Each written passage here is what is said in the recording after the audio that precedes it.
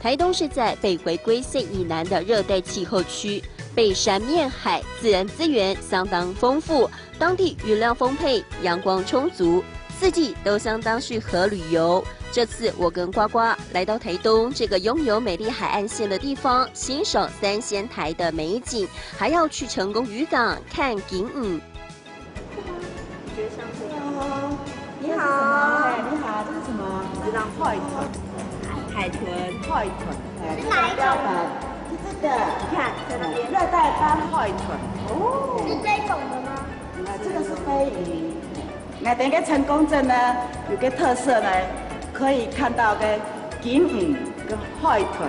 很多吗？很多，有很多，哎，有个金魂鱼哦，看到金魂鱼。这个时节算是最多景影的时候哦，所以可以看到景影，也可以看到海豚。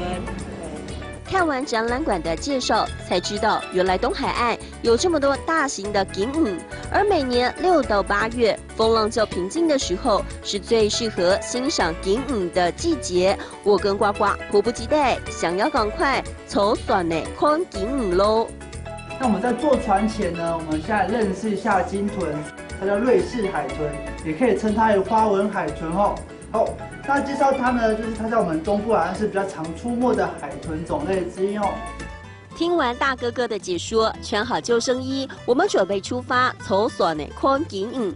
我跟呱呱乘着风，在大海当中寻找景影的踪迹。船长说，幸运的时候出海没多久，就可以看到景影在白色浪花上嬉戏的画面，这让我跟呱呱惊喜连连。我们看着景影，时而潜水，时而跳跃，时而旋转，真的是令人兴奋的有趣经验。贝贝，你看那里有景影耶，你有没有看到？有哈，有几只？你数数。2只。3。有这么多吗？5只，这么多，你有看到这么多？有。那边有一个海豚呢。哦，有海豚吗？有啊。真的这么厉害？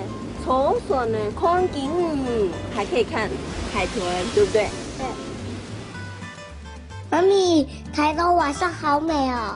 对呀，白天也很美哦。那我们下个月再来好不好？因为我还想要从船呢看景影。